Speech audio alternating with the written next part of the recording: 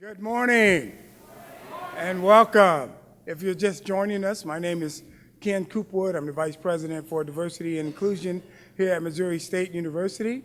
And we are now in our third day of the conference of the statewide collaborative diversity conference. And let me tell you, it's been very grand so far. Would you not agree? Absolutely. Thank you. Yes, we started this conference with our first student day, and that went over far greater than we expected. And the second day, we honored our second statewide diversity champion, Captain Ronald Johnson.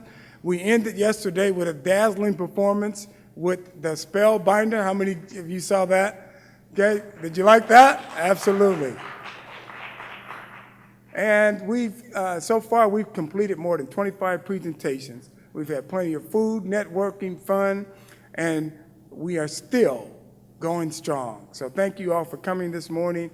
And before we go on with today's keynote and other activities, it's my pleasure to introduce to the podium our Honorable President, Mr. Cliff Smart. Good. Thanks for being here today, and thank you, Dr. Smith, for joining us. I am very excited about this presentation this morning and then the conversation afterwards. As you all know, we just completed a climate study in Springfield on Missouri State University. I think that gave us a great amount of data to know where we are, what progress we've made from the last 4 years, and where we stand as a university on inclusiveness, on belongingness, on how we treat all members of our campus community. But the big question for us is, where do we go from here? What do we do with that information, and how do we grow as an institution, and how do we mature individually and together? And so when I saw that this talk will outline the next generation of work on diversity and inclusion, and will suggest some of the key issues that are emerging from research and practice, especially focused on leadership implications. I couldn't think of a better place to spend the morning. And so again, Dr. Smith, thank you for being here, and thank you all for attending this conference. I'll turn it back over to Ken to introduce our speaker so we can get started. All right, thank you, President Smart.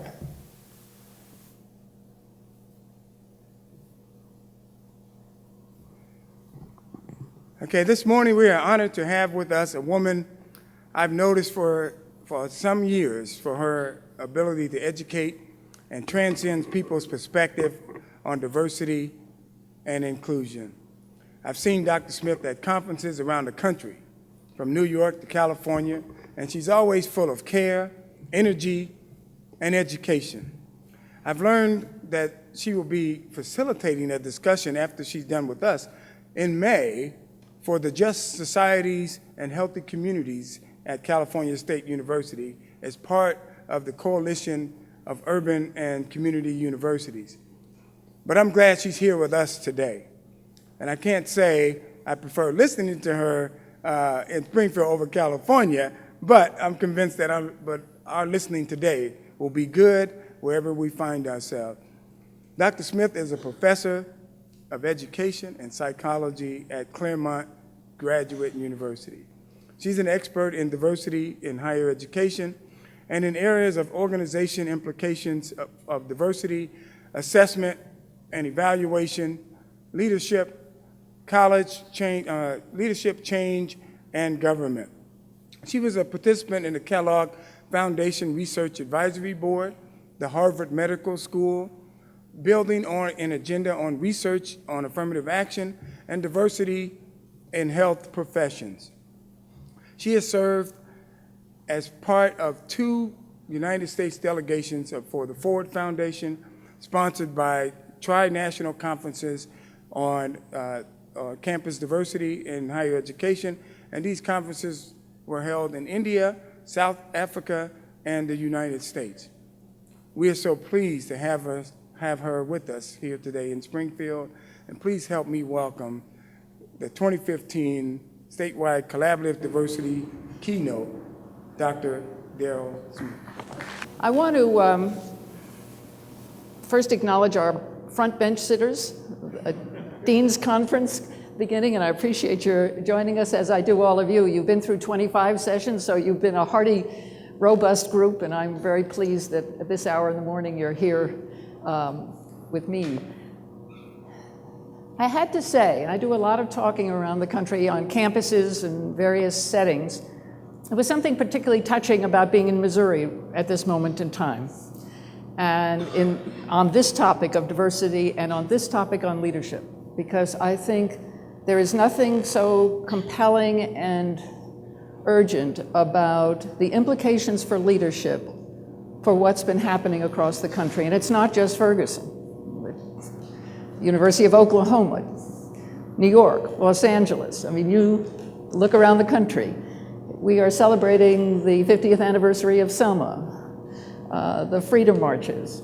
There's something very compelling about this moment in time, and I have to honor all of you that this conference couldn't have been better timed if you had planned it. And people said to me, so did they plan it after that? And I went, no, just perfect timing. The president said a few minutes ago, crisis creates opportunity. And it is really true that when you have a crisis, there's an impetus to try to do change in a way that might not be when we're just besieged with the normal things we're besieged with on an everyday basis. And this is something I haven't done very often, but I've been doing more lately. You know, institutional change, which is something we all care about, institutional improvement, institutional excellence, is not easy.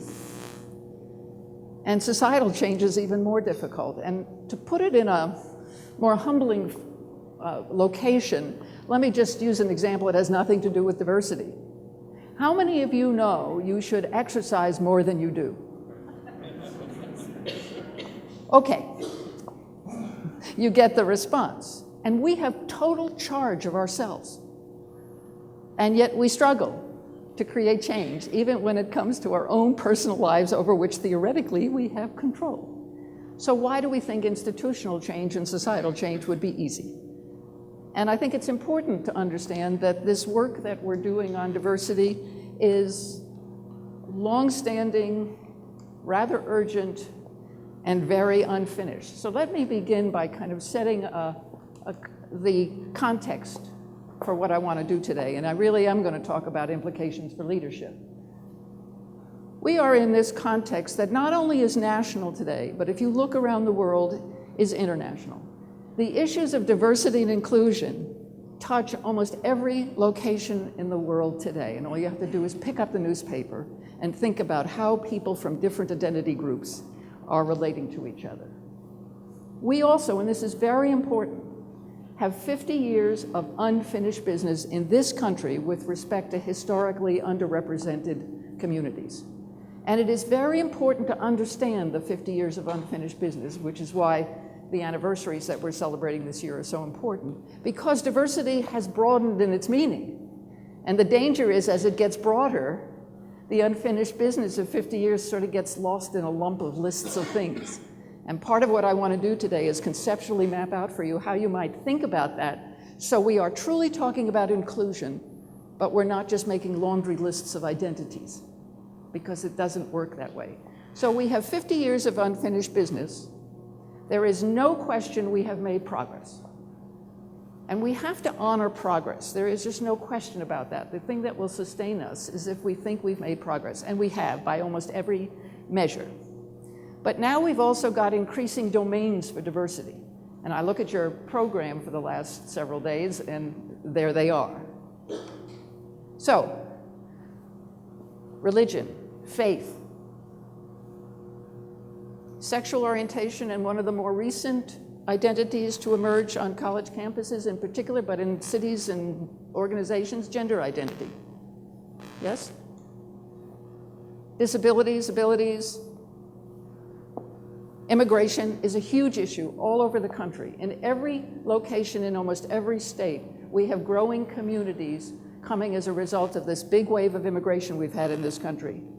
Indigenous communities, I actually am not as familiar with this part of Missouri to know whether that conversation about indigenous communities is important, but in almost every sector of the country, indigenous communities are beginning to do more work with policy and trying to make progress with respect to historic issues.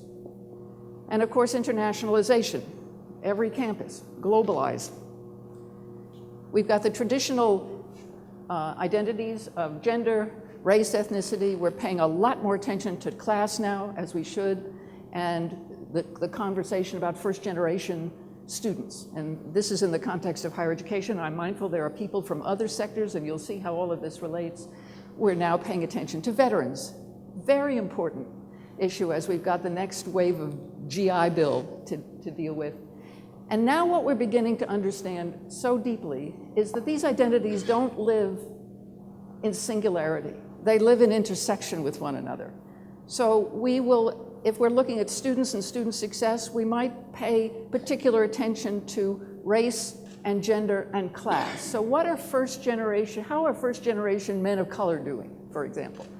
These are not trivial, these are not just academic exercises. In fact, when you look at data, which I do a lot of, you begin to see that these are complex and they intersect. And the challenge is, how can we pay attention to the individual identity and also pay attention to the complexities of identity? And of course, we've got demographic changes in every state. So this is the young adult US population. So any of you who are concerned about communities, medical, higher education, community colleges, this is already 3 years old. The young adult population, 57% white, 22% Hispanic, 15% African American, 5% Asian, 1% indigenous of various origins. This is a very diverse society, getting more diverse as you get younger. So diversity isn't something we're projecting into the future. Diversity is who we are. And the question for us significantly is, how well are we doing?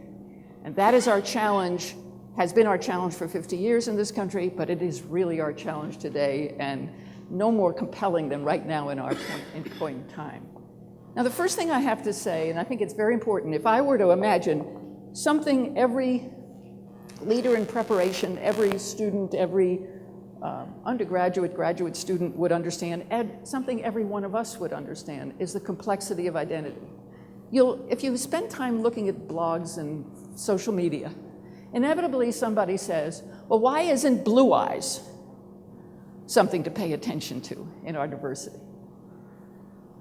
Well, what that says to me is this person, and it often feels like a student, doesn't understand how identities become salient.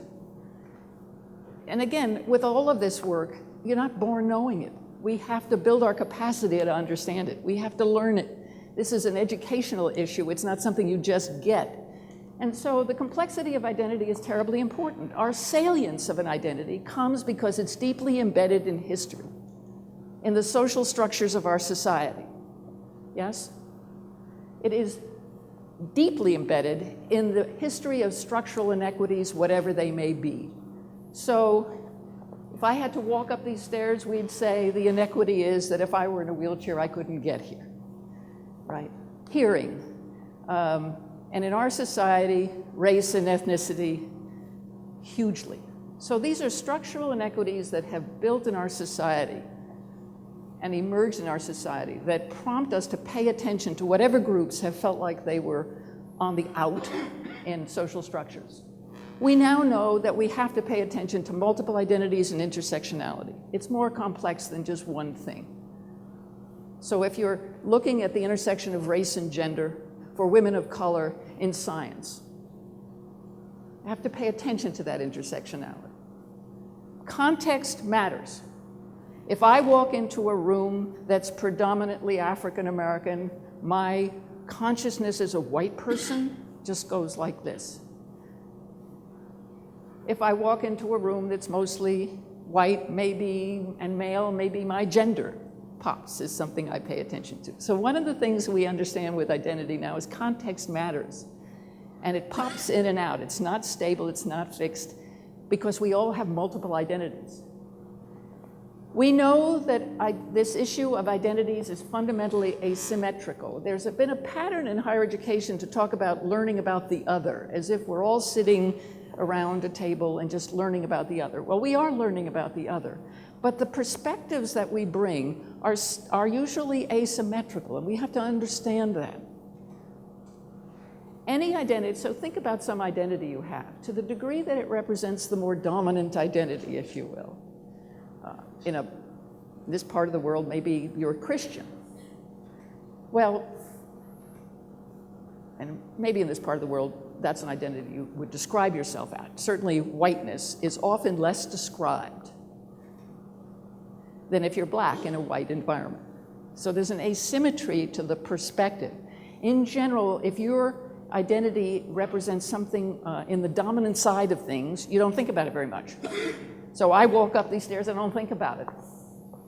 If I were in a wheelchair, I'd be thinking about it a lot. If I were hearing impaired, then I'd be thinking about mics and texts and things like that. Following me on asymmetry? And it's not because we're good or bad people. This is just the natural order of dealing with identity. What is salient is because it pops out, because we see it as different. And that asymmetry is very important to understand. And the last thing about identity is simply that it's not only an individual thing. We're not only talking about individuals and their identities and how they relate to one another. It's also institutional. Our institutions have manifest the identity. When women first went into Congress, they had to go in the basement, I think, to use the bathroom. They couldn't use the pool on most days because it was male only. So institutions, again, not because we've got bad people walking around trying to do this, it's just institutions grow up with the cultures and identities that are true to their origin. Historically, men's colleges still reflect some of that stuff. So this is about institutions as well as individuals and groups. Now this is really important to understand what the implications are for our society. Can you see this, or am I in your way? You okay? Good. Part of my passion about this is the research is very clear. All of the stuff we're talking about today is not just to be nice, it's not just to be pleasant about things. It has to do with the health and well-being of our society.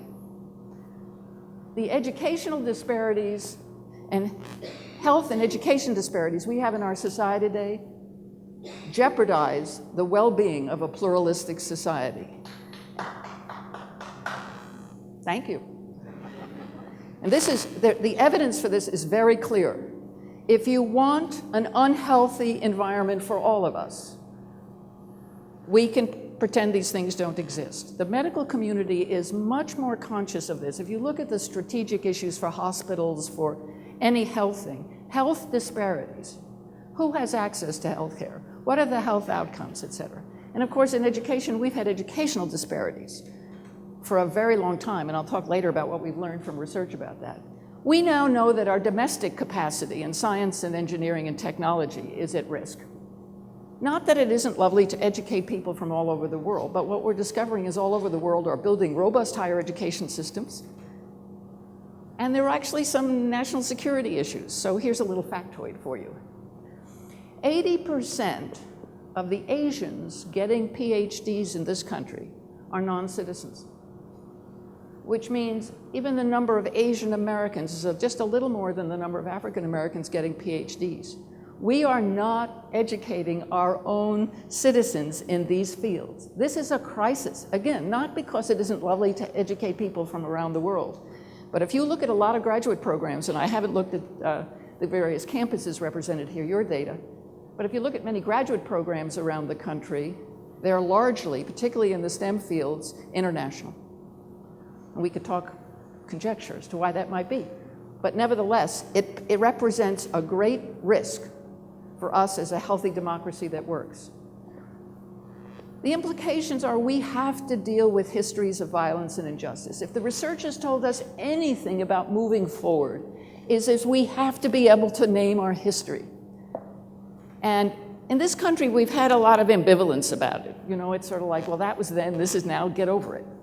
And South Africa represented a pretty powerful model in its truth and reconciliation work of trying to say we have to name our past. But even there, young students, I was in South Africa doing a Fulbright, and a young student got up, very brave young guy, he was a white guy, stood up in a very large audience, South Africa, of course, is 80% black, and said, I don't understand this. I was born after the end of apartheid.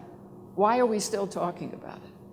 Because to this young man, history didn't live. And yet to most people in that audience, history of apartheid was alive and well in South Africa, if for no other reason than the disparities in economics, education, et cetera, which still exist. Those histories bring forward.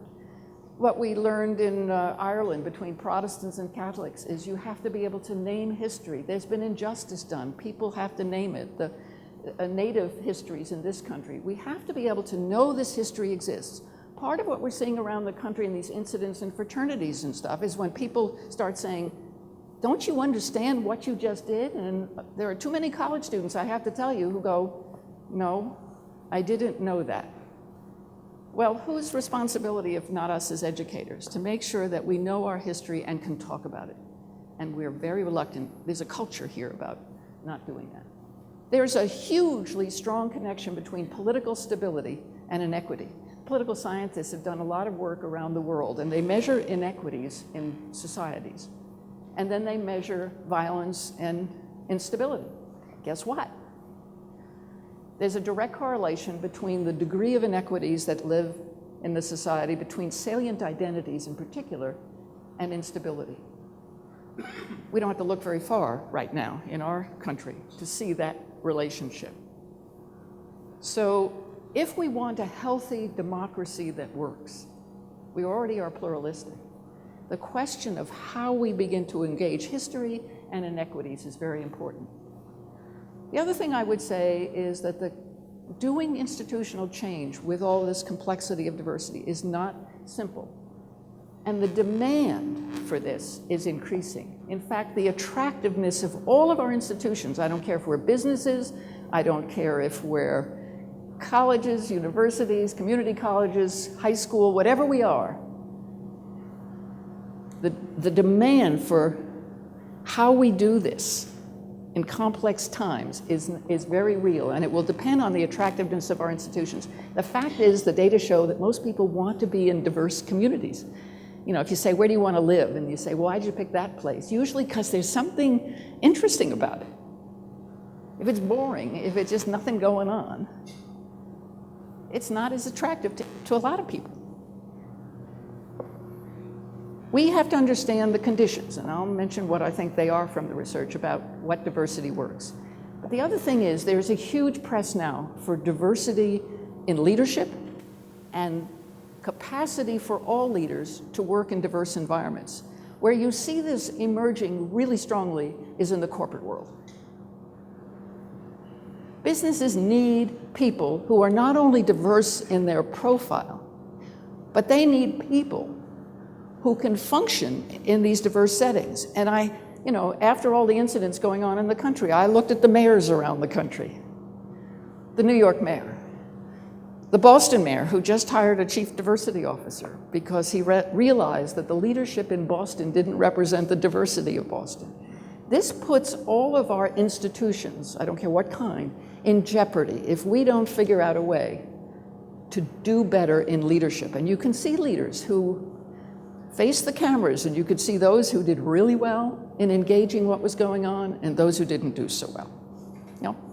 So this press for leadership competency of everybody, not just diversity in leadership, is very important as we move forward. This intersects with virtually every academic field I know. I'm a social psychologist by training, but it's about identity and psychology, but it's about political science, it's about law, it's about health preparation, it's about preparing teachers, preparing superintendents, it's about the arts. You know, the arts, talk about viability. The arts are worried because we've got a very diverse society, and when you go to a lot of classical, I assume it's true here too, there are a lot of gray-haired people sitting in the audience. And while we wish everybody would live to 120, people are worried. I live in Los Angeles, and it's been so exciting to see the leadership in the arts community in Los Angeles begin to engage diverse communities. And it's not just with identity-related art. So Gustavo Dudamel is the head of our Philharmonic, classical music. This guy has changed who comes to classical music in Los Angeles. So it's a very rich thing to do, but it has very much to do with art, and politics. This has to do with knowledge, the kinds of skills required. It also has to do with our own credibility as higher education. You know, we prepare the leaders, we prepare managers, we give MBAs. In the community colleges, we prepare police officers, we prepare health workers.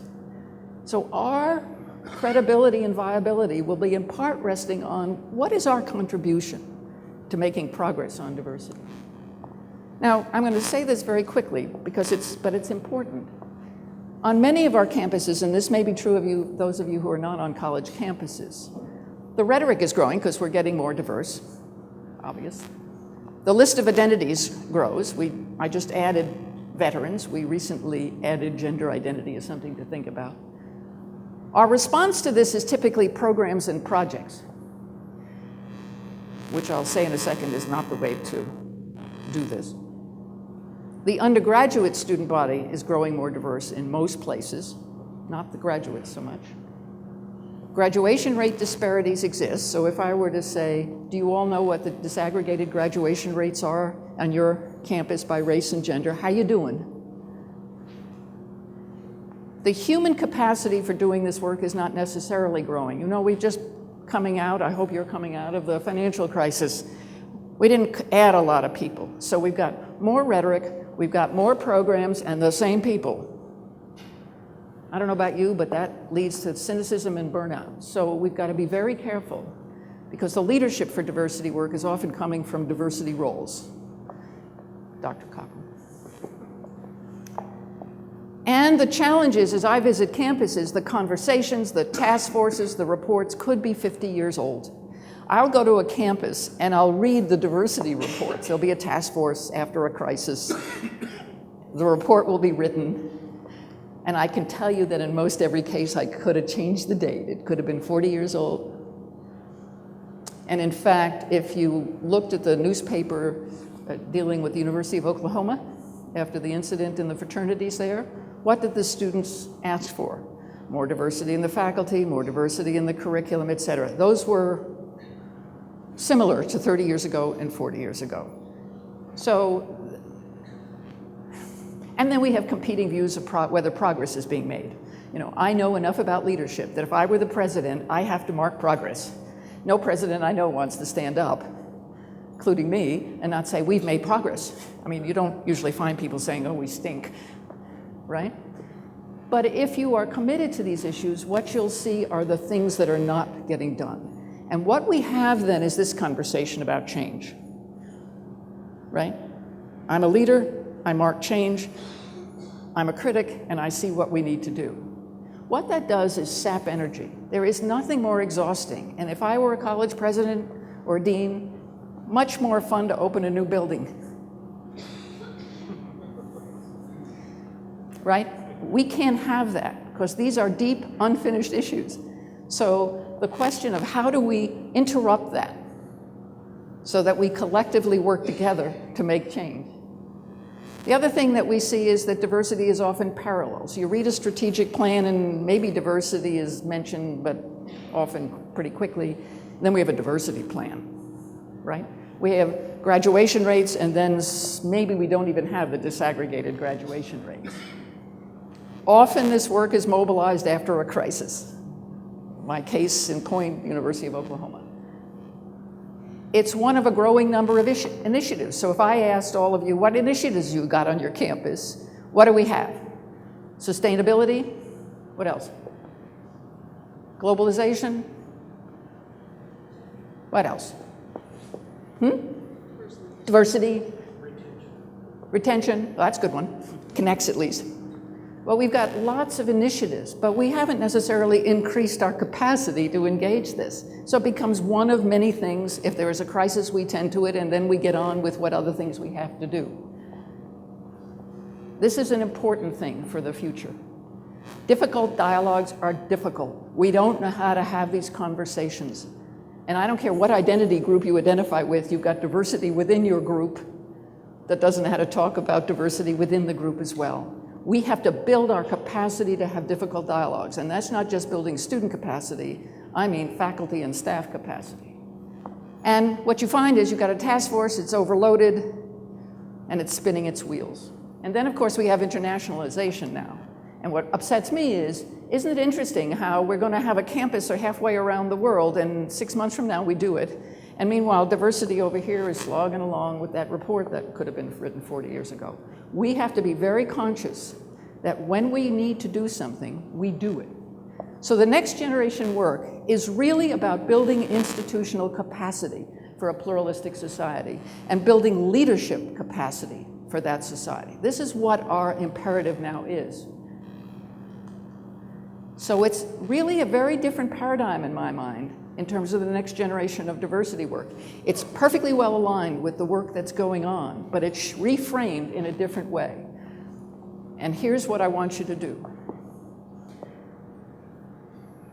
At this point in time, diversity is an imperative, and yet our progress is sort of hit and miss.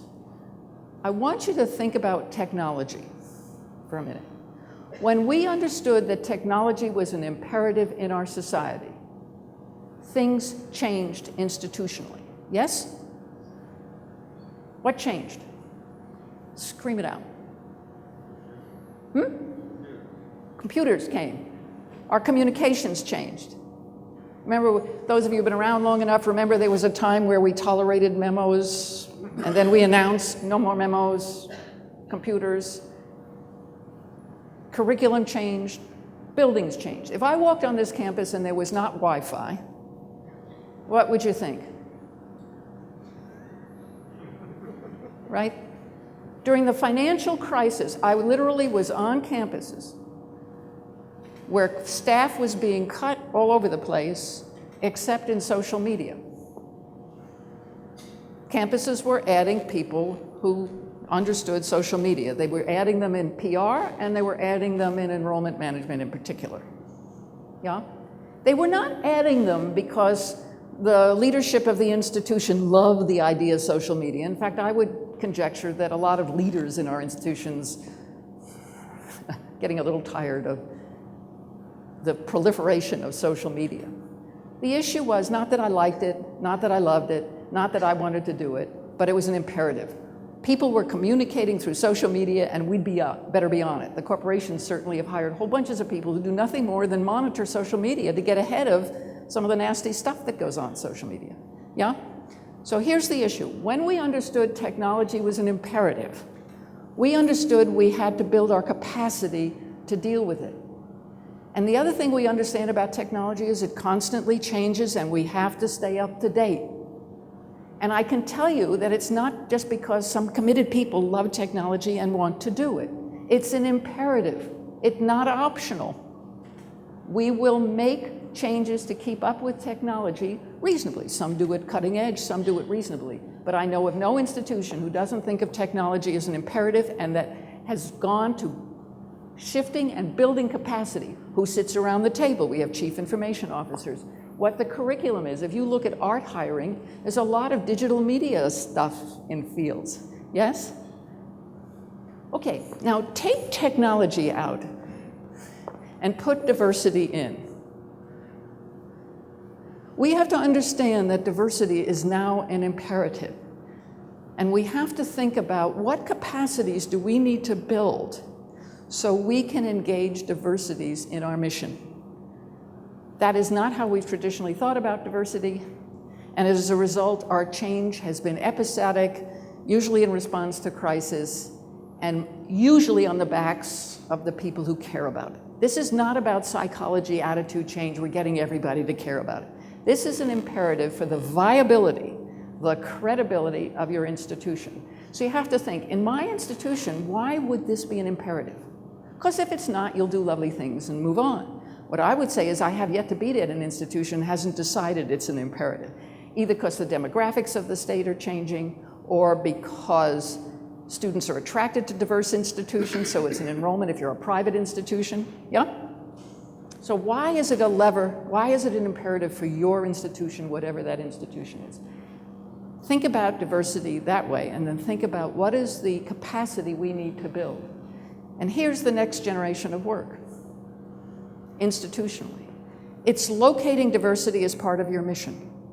Why is this an imperative for your institution? Not because I think it's important, not because there are individuals here who think it's important, because that's not relevant. If I go to Caltech, the issue is not why do I think it's important, it's why would Caltech think it's important. I went to the National Institutes of Health to talk to their senior people. The issue is not why it's important to me, it's why would this be an imperative for the National Institutes of Health? Well, it turns out diversity is relevant to good science. If you want to give drugs that don't do what they're supposed to do to different subpopulations, like heart medicine for African Americans or sleep medication for women, then don't pay attention to disaggregating your pools. Diversity has to be part of core indicators of success, not parallel. We don't have enough time, staff, money to making this parallel. It can't be parallel. If it's parallel, it'll drip along, but it really will not produce change. It can't be a bunch of progress. Our instincts in higher education is we've got a problem, create a program. Actually, if you embed diversity, you may have to change how you do things, but over time, it'll just be built into the core practices of how you do what you do. I didn't think when I began this work on institutional change and diversity and the research on it, that monitoring progress would be as important. Well, it turns out it is. Because we have to know, how do we know we're making progress? Otherwise, what happens is a president says, president says we're making progress. And then someone like me might sit there and go, but you're not making progress over here. So part of the issue with monitoring progress is we need a core set of indicators that we agree on. Then we can stand and say, yay, we've made progress over here, yay.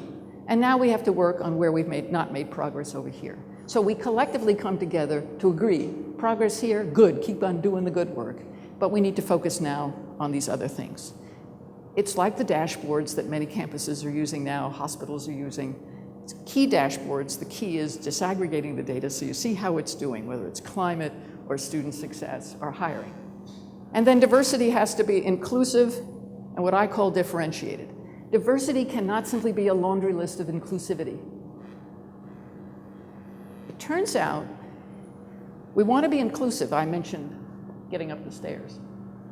But it's differentiated. The issues for different identity populations in our institutions and on our campuses is differentiated. If I'm in a wheelchair, it's about access to things. If I'm hearing impaired, it's about being able to hear. If it's gender identity on many campuses, it's about access to bathrooms. The historically unfinished business with respect to race and ethnicity in this country has to do with student success, admissions, and hiring. And hiring is the area where we've done least well, but there you want to emphasize historically underrepresented population and white women in some fields of science. This is the way I conceptualize diversity. Mission is central. What is your mission? Again, it's not about me, it's about your mission. And how does diversity fit as an imperative in it? And then there are 4 domains.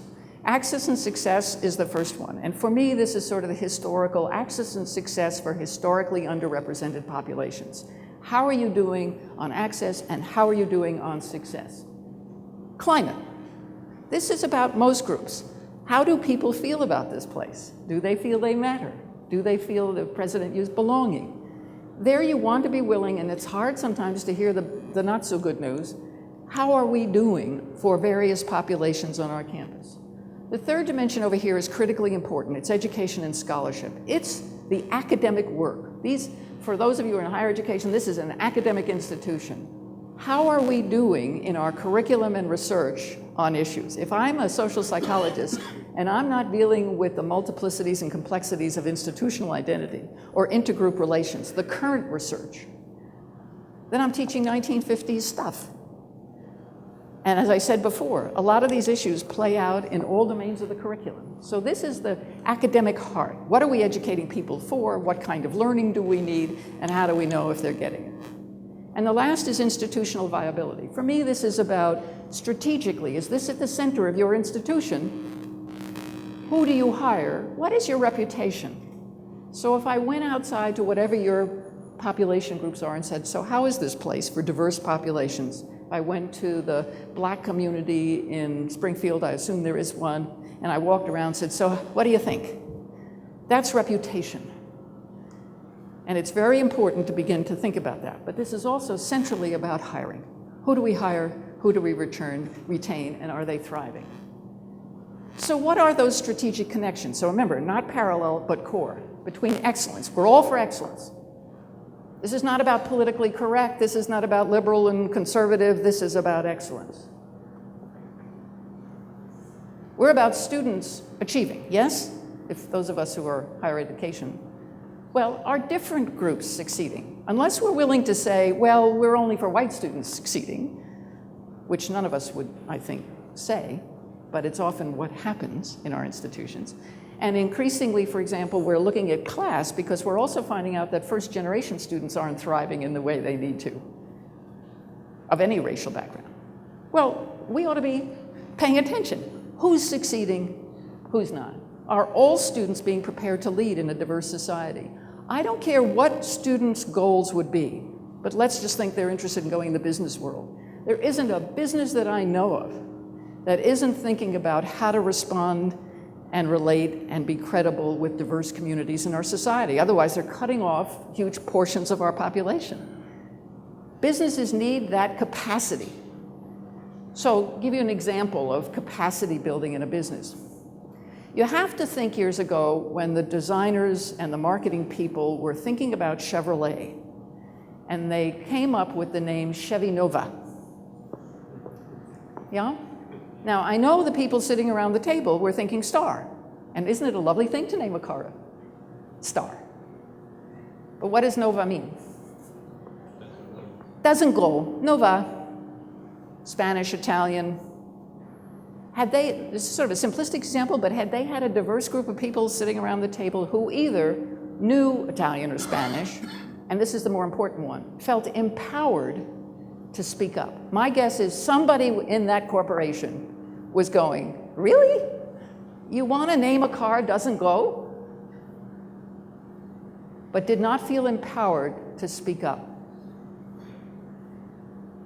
So this becomes a very important part of preparation. If I were any student in the institution, I'd be participating. I'd want my curriculum to help me engage these issues of diversity, and then I'd want to participate in all the stuff our campuses are doing so that I could begin to feel comfortable living and working in diverse communities. And as I said, each of our identity groups has diversity within it. So it's not just the other outside, say black and white. There's a lot of issues within black communities, Latino communities, gay communities. But you want your students to leave comfortable in crossing boundaries, in asking questions, in learning. We are not given an injection when we're born about how to deal with difference. We have to build that capacity, and there's no better place, I think, than in our institutions.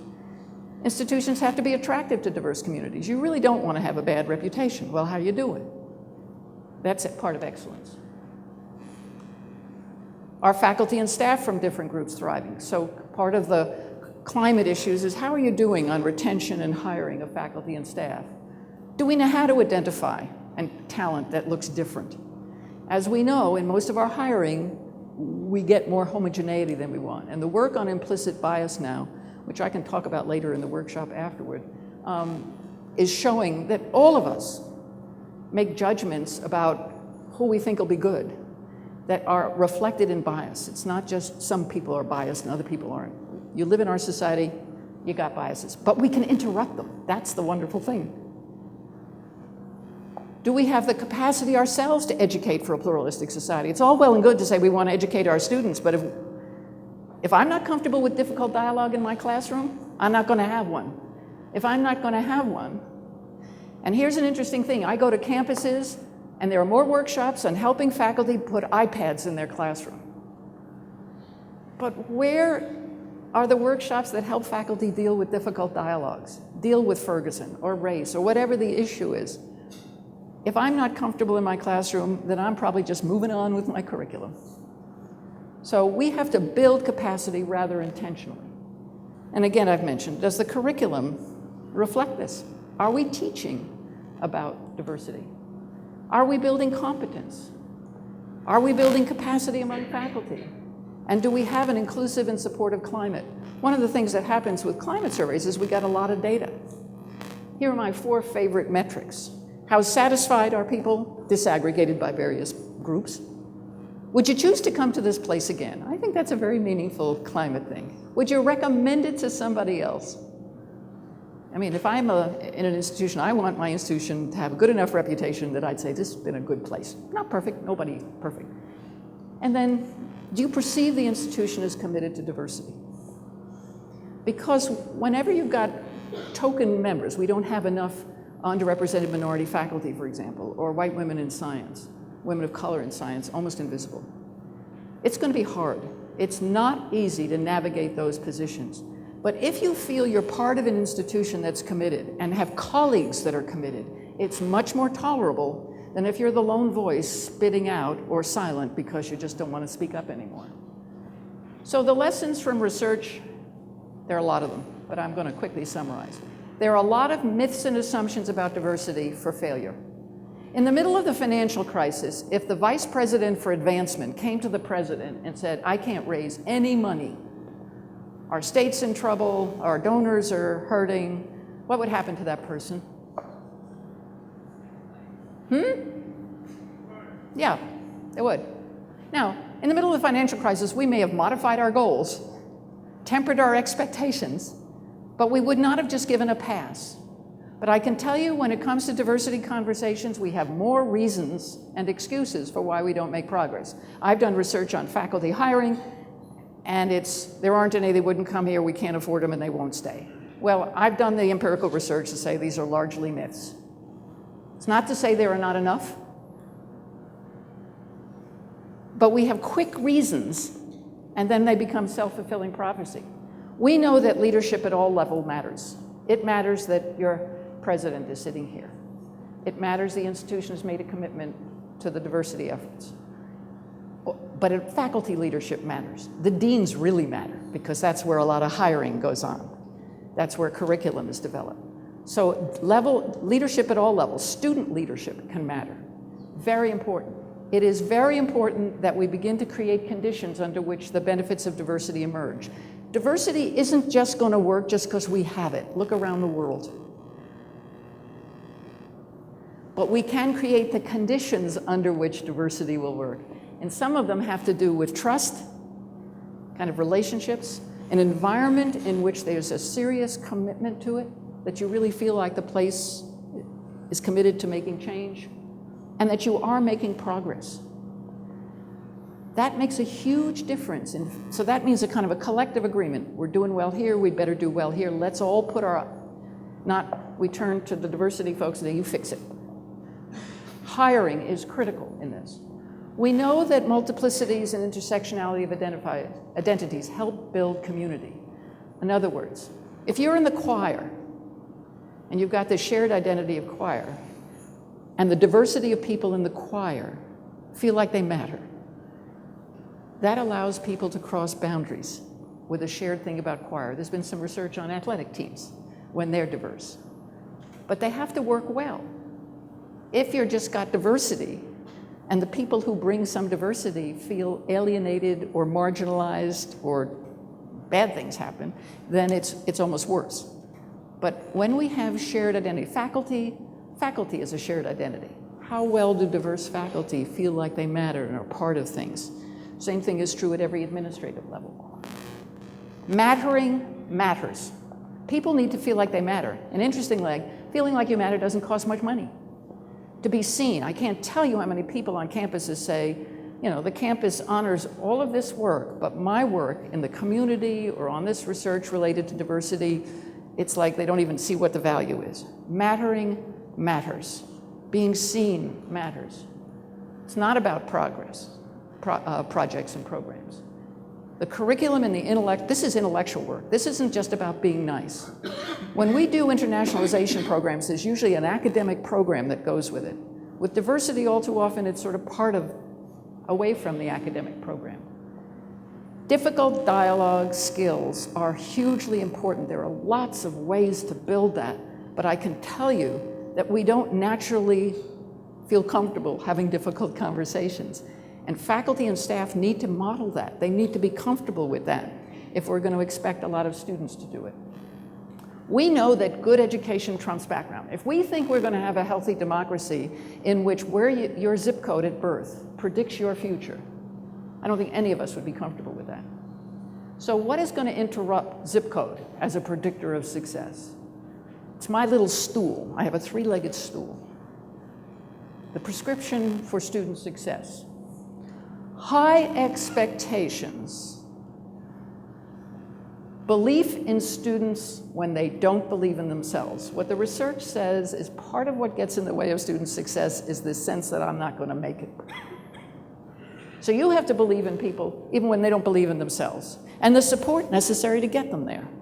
Now you have to be intentional to do that, but it's an ennobling kind of effort. High expectations. So we're not talking about lowering standards here.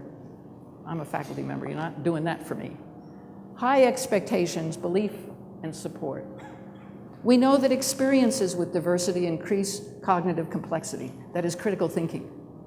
The problem with learning is that in our society it tends to be habituated, that is, we don't really learn new things very well. We're comfortable with what we're comfortable with. Diversity interrupts that for all of us, but we have to set the conditions that we can actually learn and not just get silenced. And we are losing a lot of talent because we don't know how to identify it. The last point here is that domestic and international add diversity, but are not interchangeable. Just because we're doing something in Costa Rica doesn't mean we're doing something here. The faculty diversity, which has been a core of my work, has been slowest to change. And it's a really critical issue because when you walk on a campus and say, how is this campus doing on diversity? The two places people will look is your leadership team and your faculty. In California, we've had chancellors who will say things like, oh, we're diverse, look at us, just walk around the campus. Well, the undergraduate student body in California, very diverse. Go to the graduate student population, mostly international. Go to the faculty, not so much. And everybody sees this, so it's not credible. We also know that the faculty diversity that exists is often in particular departments. So a lot of departments have zeros and ones for diverse faculty. And here's where you get into the issue about the urgency of this. The next generation of faculty has been hired. I've calculated on most every campus I've been to that the campus in the last 10 years has already hired 70 to 80% of the faculty and is hiring at robust levels after the recession. Well, if we don't make progress on that, we're going to be set for the whole next generation of faculty. We know how to do searches now, proactive job descriptions. I'm not giving a whole lecture on that, but we know what it is. Accountability matters. Look, none of us want to take on easy, hard challenges. I've chaired many search committees. I don't like doing them. It's a lot of work. We'd much rather post and pray. We post the job description and we pray we get a diverse pool. That's not how it works. Part of this has to do with your attractiveness and reputation, but part of it has to just do networking. We've got to go out and network.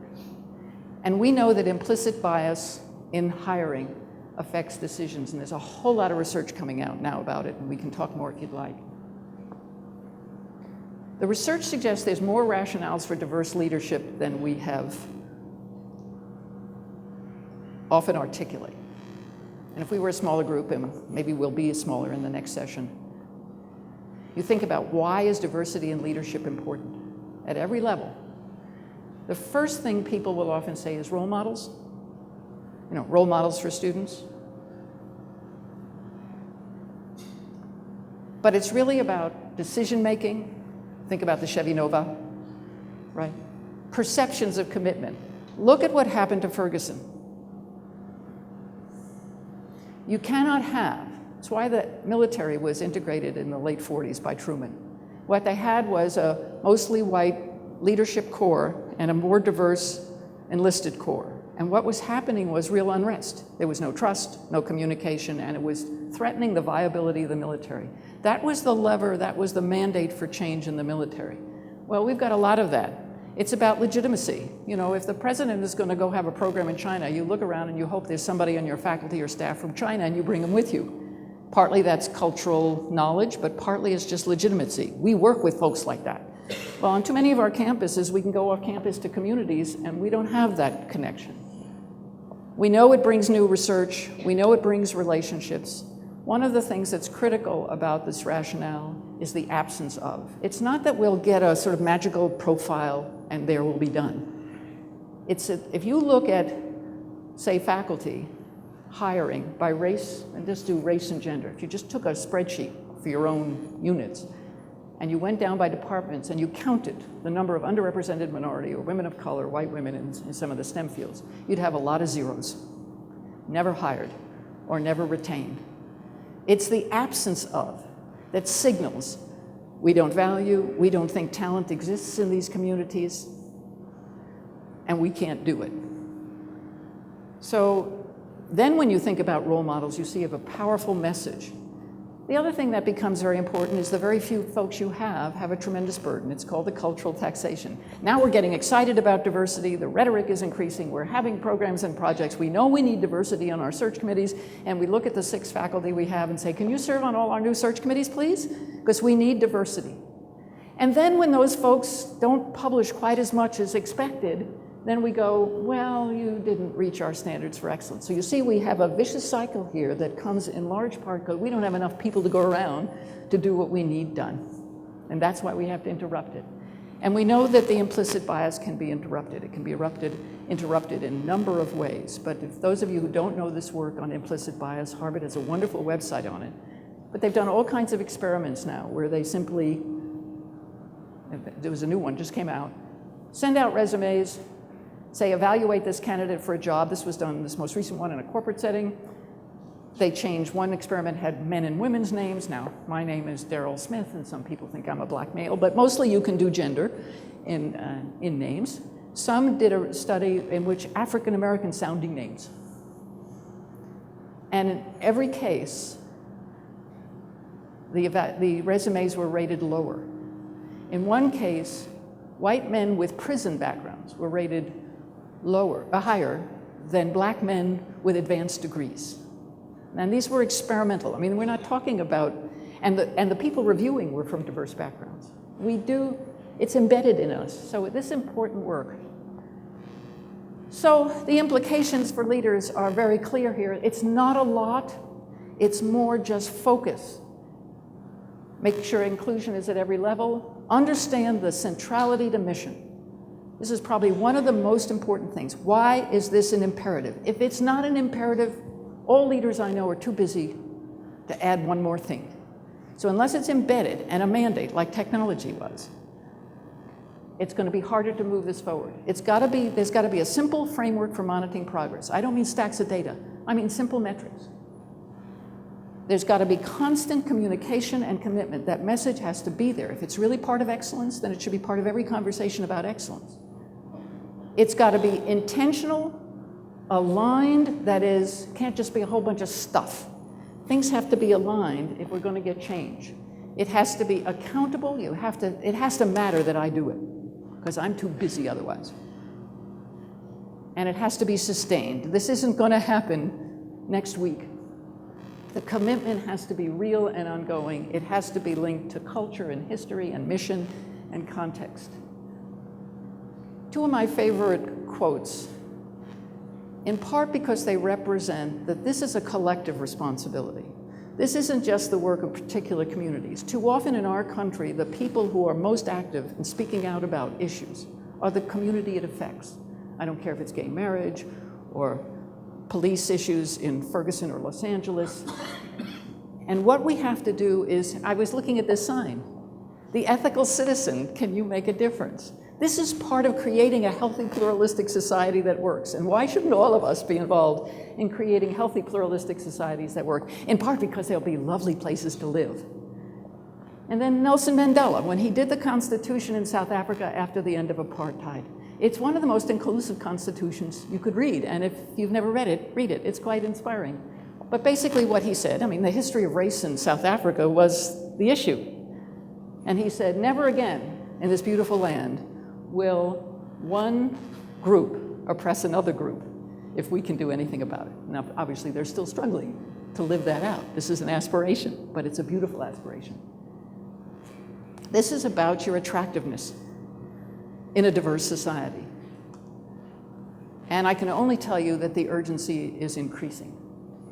There's growing urgency about student success, and particularly our building of capacity in the STEM fields. And this is about pedagogy. You know, if we want to blame the prior levels of education, we'll just sit and do nothing. We train the teachers, we develop curricula, we do pedagogy. So this is a very urgent thing for our future. It's about the health of a pluralistic society. And in a way, because of the immigration patterns over the last number of years, we're sort of doing nation rebuilding. That's the aspiration here, is to build a healthy pluralistic society that works. We need graduates in every sector of our society from every background who know how to do this, who graduate saying, I've had experience doing that. I understand how to try to build a community and a leadership team that works. This is about our credibility in the world. I can tell you that everything that happens here, whether it's Oklahoma or Los Angeles and New York, is in the international press. And never has there been more important work in saying pluralistic communities that work together is what the future of the world will be like.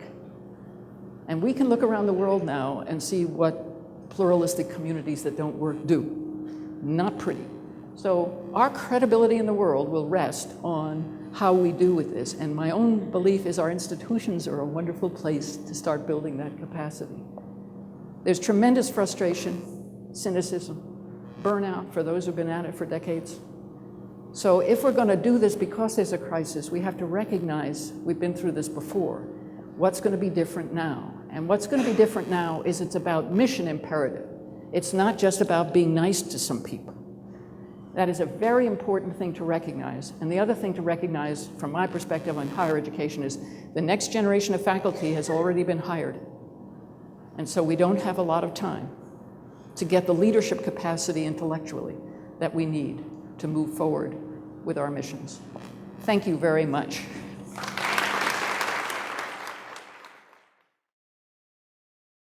No question is a bad question, please. Sir. Would you be able to point to a number of different institutions who have adopted what you... I'm not hearing that well. Okay, I'll try again. Can you point to a number of institutions that you think are doing what you point to well at this point? I know that no one institution will be doing all, but maybe if you could point to 2 or 3 high points would be useful. Yes, and I'm often asked that question, what institutions are our models? And what I would say, just like our own democracy, is no institution is doing all of that. If I look at the 4 dimensions, and I look at the metrics that pop out for those dimensions of graduation rates, climate, hiring, there are campuses. I was part of a project in California with 28 private institutions, and I've been watching this in the public. When campuses are serious about retention, some of you mentioned the retention initiative, when campuses are very serious about communicating, we're serious about students' achievement, you actually see the achievement gaps go away. And on some campuses that have been so successful, you'll actually see some of the underrepresented minority groups doing better. And invariably what it points to is we've got some working class groups, white groups, that aren't doing so well, and we need to sort of raise that umbrella. So there are a number of campuses around the country that, and Ed Trust, for example, has lists of them, that have begun to make huge progress on student graduation rates as a measure. There are campuses that have done better on hiring. Sometimes what happens is we have one good year and we keep talking about it. So the hiring issue is still a little iffy, in part because a lot of these campuses, the struggle is you have so few, it's hard for people to thrive. And what you have to do to make sure people thrive is that they have to feel they matter. We have a lot of stereotypes about why people live where they live. And the fact is, people go all across the country to all kinds of institutions. Increasingly, public institutions that serve diverse communities are more attractive to hiring. And campuses that have, I've seen many of them in California and some of them even in the Midwest, campuses that really have connections with diverse communities are doing better because they're just attractive to people. So it's not a single bullet here, but it's the best. When I go to a campus and I feel most hopeful for real progress, there are 2 things I see. connection to mission. This is an imperative like technology is. If it's just a lovely thing we do, I'll give you an example. I was on a public university campus that had horrific graduation gap issues. 10% of the African American students on this campus were graduating. And I was just horrified, and I'm a white woman, and I said, forgive me if I say this, but you might as well put a sign on the door that said no blacks need apply, because these students were graduating, or not graduating, they were leaving with failure and debt. 10%. While I was there, the server went down. And I said, how long can the server go down? I mean, how long would you let the server go down? And people said, oh, maybe 15 minutes before we really needed it up. And I said, that's the urgency I want to feel. So depending upon what you see in your own data, how much urgency there is, we can do this. But it requires intentionality. And campuses that have done that have done it. I mean, we know what it takes. I have a question. A couple of, I guess, predominantly white institutions that I've worked with, they say they want to be more diverse and inclusive in hiring faculty, in admitting diverse students. But I'm upset because I know that the diverse faculty that already exists, the diverse student body, they leave because there's not enough support there. So how can you recruit when the people that actually are part of your recruitment want to leave? Like, I think the best way is word of mouth, but if you don't have support in place, why would I come here? In fact, I was on a campus in Texas where a young Latino faculty took me aside and he said, I don't know what to do. I am committed to increasing diversity on this faculty. I'm Latino, it's Texas, so they have me meet all prospective candidates. And he said, this is a pretty hard place to be Latino. I want to be supportive because, in fact, it'd be better for the institution to have more, but I feel like I'm lying. And this was an untenured faculty member. What do I do? That's what you're... And I think we have... Part of the issue is these can't be silent conversations among those groups. That's a dynamic that comes from being tokens, right? So part of the issue for leadership in schools and colleges and student affairs, academic affairs, is to begin to say, and that can sometimes be a conversation one-on-one, and it can also be a kind of collective conversation. It's not easy to be a token of anything. It isn't. The burdens are real. But if someone feels they matter, if the leadership is saying, look, we're serious about this. Now, don't say you're serious about something if you're not serious about something. We're going to work as hard as we can. Will you help us? Because the reality is it's those folks that have connections, who've networked, who understand there are people out there. But the question is, do I want to attract them here? So you have to begin to trust the leadership that this is a serious commitment and not just a rhetorical statement. Then the folks who are on the campus have to discern, is this real this time, or are we just going through the rhetoric thing because we had a crisis? What I know about our society now is if we want to live in crisis, when demographics shift as much as they do, there will always be individuals who will act out. This even happened in ancient times. So we're going to have crises that are a result of individuals doing things they shouldn't do. The real issue here is how does the institution collectively move forward through commitment? So when it's an individual, we all feel like that was an individual. What happens now is the institution says it's an individual, but the communities begin to say, there's no commitment here. And then presidents get caught. And I think we can interrupt that even as we make progress toward change. But there has to be trust. That's why I put trust up there. And trust comes from relationship building. So if there are so few on our campus of any group, sometimes the people who do data, when they disaggregate Native American students, eliminate them because they're too few. Well, you could write a biography of the few, right? Because there's so few. So part of the leadership at every level, whether it's a dean level or the president or provost, is to reach out and say, let's talk about what you think we should do. And most of this is not about money. It's about trust and feeling like you matter. We all know that institutions aren't perfect. I remember doing my first study on faculty hiring and retention where I had a large database. Most people, when the question would be asked, why are you staying at this place? You're the only one or one of two. Said, No place is perfect. And that goes to that question. No place is perfect. This place supports me intellectually in what I want to do and makes me feel I matter. And that doesn't cost a lot of money. It costs some time and relationship building. Now when there's a crisis, you can put a group of people around the table and say, best thoughts. But if there's a crisis, and now the first time people are called together is for best thoughts, you go, oh, fine. So when there's a crisis, you want me to quiet the community down. If there are no relationships, then all the trust goes out the window. Is that?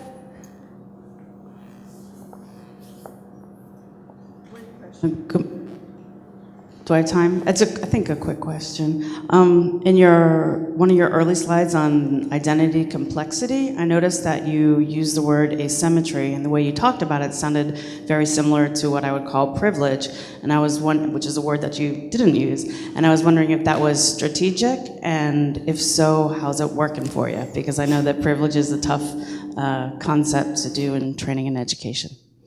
Thank you. That's a very good question, and. The issue of a dominant and subordinate identity often gets attached to privilege. And I absolutely believe that. If you've read Peggy McIntosh's, if you took your list of identities that mattered to you, I bet that there is most of you have some identity in the room where you feel on the subordinate side of things. But we have to do a lot of work to get privilege understood. Otherwise, if I'm a first-generation student, white student from Appalachia, I have to be helped to understand how I do have white privilege, I may not have class privilege, in relation to an affluent black person who gets followed in the store. And that's been part of the problem even with the Ferguson conversations. We don't know we haven't laid the groundwork. To the degree that we can get comfortable with the notion of unearned privilege, which is the way Peggy McIntosh has called it, then I would use that. But I don't put it on the slide because there's a lot of asymmetries that exist, one of which is the invisibility of that. Now, we can attack that to privilege. But part of the diversity work that goes on is those of us who are comfortable talk to each other. And part of my using the technology image, there are just a lot of things that are parallel in terms of an imperative. And I'd have to lay a groundwork before I just throw a word out there. The point here is that none of us have lived, I would pose, maybe one or two, in which case you're lucky. I don't think any of us have lived in truly pluralistic environments that work.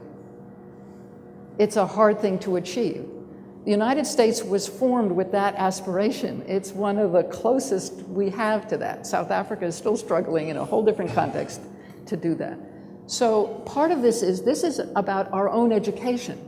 And while we may get one identity, we may not get the other. I mean, I have to say that I taught adult development doctoral seminars for years, and I used to teach gender identity because I thought you didn't really understand heterosexuality until you understand the complexity of gender identity. People thought I was a little nuts. But on most campuses, no matter what other group you're from, this is a whole new thing that we don't know anything about. So are we creating the conditions for doing that? And part of helping people understand asymmetry, and the diversity work is about privilege often, is to help people comfortable that we have privilege. I can walk down these stairs without thinking about it. I have a colleague who is deaf and black and went to a critical race theory conference in New Mexico. So it was a group of people who do critical race theory. Angela Davis was speaking. She was all excited. She asked for an interpreter. She got there and there was no interpreter. So this was a community of African Americans who forgot to get an interpreter. Well, at that moment, the group was feeling its hearing privileged and she didn't have it. So I hope that's a long answer, but it is to say that it is somewhat strategic because I think we have to lay the groundwork for us to feel comfortable about our privilege.